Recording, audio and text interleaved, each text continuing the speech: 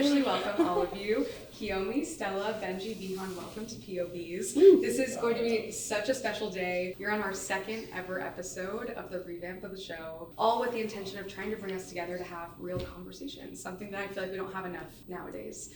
So we love to start every episode here just getting to know each other. So get comfy, the stakes are very low, we just want to get to know each other, and then I'll kind of walk you through what's about to happen today. So I'd love for each of you to just do a 30-second intro, who you are, what you want the others to know about you, maybe not too much about your stance on what we're going to talk about yet, but just say a little about yourself. Kiyomi, do you want to start? Sure. I'm Kiyomi. I'm from Los Angeles. I've been here for a few years now. I went to NYU, so I am that ex in more ways than one. I went to Tisch, so I studied drama, but I've been jumping around between industries. So I was in music, worked at the NFL, I've worked in artificial intelligence, so I'm trying to figure out my life now. I'm at the point where I just want to be a waitress at Pink Taco, so prayers up, please.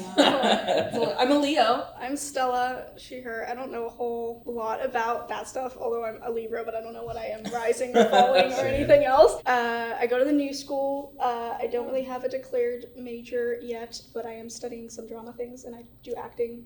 That's how I found out about this originally. And then I'm also a big history and philosophy nerd, and I'm the chair of a philosophy organization in Canada. So if anyone wants to meet old philosophy professors in Canada, I could totally hook you up with a very, very cool niche group of people.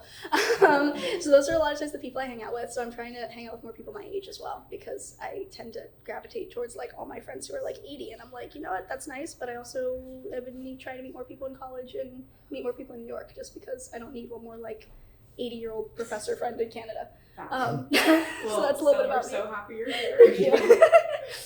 I'm Benji Backer. I run the largest conservative environmental organization in the country, and I didn't know that was a niche. That's very cool. It is not either. Well, that's We're perfect. gonna talk about it. Yeah, I know. It is a niche, and it's becoming less of a niche, which is great. But I grew up in Wisconsin, and I also have a lot of old people friends instead of young people friends. I'm also trying to diversify, and proud Arizonan now, and I love pickleball. It's important. Isn't that British? I think my British friend likes pickleball. Well, It's I'm not super British, weird. but I do love pickleball. Yeah. I only know Americans who play pickleball. Oh, okay. Okay, we got a lot to talk about, but let's keep going. No worries. My name is Vihan. I'm 18 and I'm from the DMV area. I live really close to DC, and I'm a senior in high school. I go to a STEM-focused high school. I'm one of the founders of a climate nonprofit, just trying to get youth involved and stuff like What's that. it called? It's called Youth Climate Action Team. But yeah, I really like watching horror movies and reading books, and I'm passionate about bubble tea. Nice. Yeah. Okay, cool. Bubble tea or boba? Ooh, I think bubble tea. are you a boba girl? Yeah. I'm gonna sound terrible, but I don't really know the difference. You're gonna have to tell They're me the same. about It's it. just Oh, they are the same. different- Okay, they're the same okay. I was like, Love it, love it. Well, you already have some things in common, which is great. Bubble tea. And you all know me, I'm Sophie, but nice to officially meet some of you in person for the first time. And as you all know, you're here today to really have a meaningful conversation about the environment.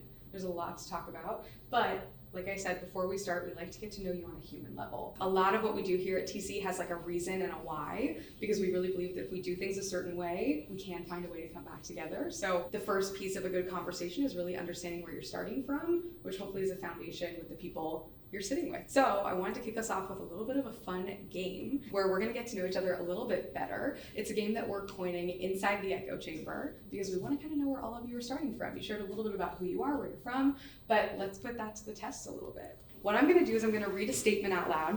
A lot of these are hot takes from the Gen Zers in our community, so they're real perspectives. We also want you guys to start free-flowing and vibing and even butting in and interrupting each other. That would be great. Facial reactions, verbal reactions. Ideally verbal. Okay. Let's just get the conversation flowing. Or- Side eye. Also, just so you know, this is my insecurity. I tend to pigeonhole myself as a question asker. A lot of what we do at TC is I take a mic around the country and I just ask questions.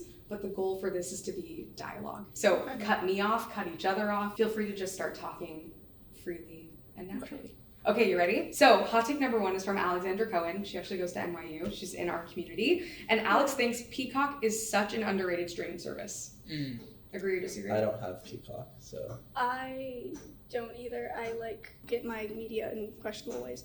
No, I don't pay for it. I usually just, I'm scared. I mainly just like pirate Deep old Reddit. movies. Like, Yeah. I mainly watch stuff from like the 30s and the 40s. Oh my gosh. So, That's cool. or the 20s. Like, I'm a big old history, like old film nerd. So like the new stuff that I do watch, I tend to just find through friends or they like send me it. So like, I don't know. I don't use streaming services. Yeah. Peacock has the Real Housewives, right?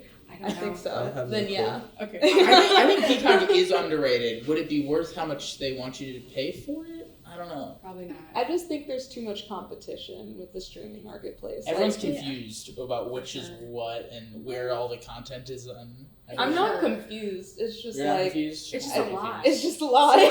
Whole milk is the superior milk. I'm No. lactose intolerant, so I do Yeah. not. I don't mess with Oh, milk I anymore. think- What's I the don't know. superior milk in your eyes? Okay, well, I think oat milk is better than almond milk. I feel like- No. Wait, almond milk is like kind of watery. At least the ones that I've got. Chobani oat milk, the extra creamy is like. Oh that's my the way to gosh, go. you That's chose the way the to go. worst brand of What? almond milk. I agree. I think Oatly's where it's at. This is Oh oat- my gosh. What do you guys think? I'm so concerned. I'm not a milk guy at all. I grew up in Wisconsin where you're supposed to drink milk because every cow is like from there. But You're big I on love cheese cheese, now. but I can't drink milk. I think the consistency is gross. Oh, I love almond milk.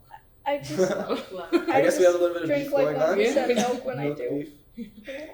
Is 1% the opposite of whole milk? How would Is you whole define- 100% milk? No. Well, no, I think It's skim is all the not fat and then skim. I think yeah. 1% means there's 1% fat. Yeah. Yeah. Or 1% milk? No.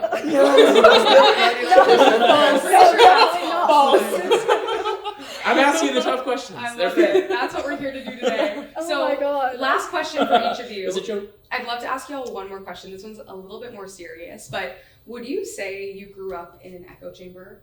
And before I ask you that, do y'all know what echo chambers are for the most part? Yeah. Would you say you grew up in one or have ever been in an echo chamber?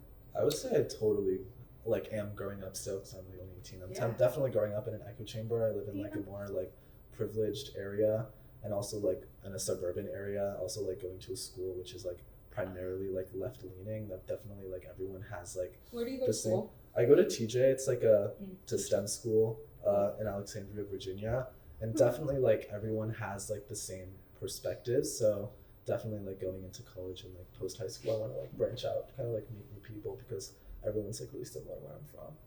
I feel like everyone grows up in an echo Yeah. chamber because you always are going to be surrounded by some certain point of view. If you grew up in New York, you get to meet a lot of different people, but you don't get to meet anybody from like the places that people think of as flyover country or real America, which is like where I grew up. And no one from New York tries to understand those people, but no one there understands New Yorkers, and that's just like geography, let alone like neighborhoods and schools, and like I feel like everyone does. Yeah. So I totally did. Yeah, I totally did growing up was born in New York, but then I don't remember living there, and then I grew up in Thailand for a couple years, so that was a very different experience. But then when coming back to Seattle, people primarily all had the same sort of politics and same, like it was pretty progressive where I lived. Seattle's such an But echo then, chamber. yeah, it is really big time. But then I went to a really very different high school that was still very progressive, but it was way lower income progressive and way more like radical, I would say. It was very progressive, but in like a Like working class. working class progressive instead of privileged progressive. Thank you.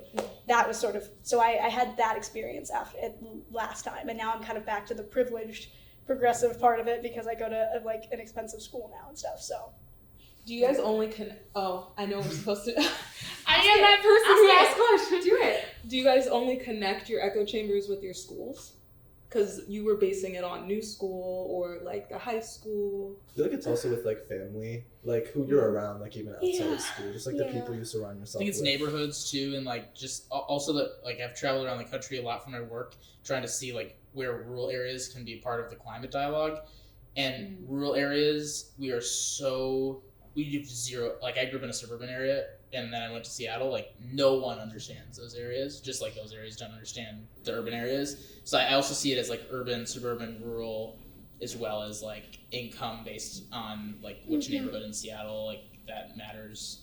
I feel like the younger you are, the more you base it off of school. Like, Yeah, I don't for know. sure. Like, I still like feel like I'm not at that all you age. know, That's true. you know? Yeah, you spend so much time in school, and that usually too, like school does sort of dictate For a lot sure. of that too, because usually with one comes the other sort of thing. Like Exactly. usually, so it kind of is hard to not think about it in terms of that, but I definitely don't think only in terms of that, because I think For it's a lot sure. location wise too. Kiyomi, what about you? I definitely grew up in an echo chamber, but I think that my individual experience within that echo chamber was really diverse. Like, because of my family, because my parents aren't together, because of like where my family comes from, like all different socioeconomic backgrounds, different parts of the world, like growing up, I had a lot of exposure to different environments. Like I would go from the private school in LA to like literally walking the streets of the Heights by myself, right? It was a lot to process because I would be in this echo chamber of like white privilege and then exposed to like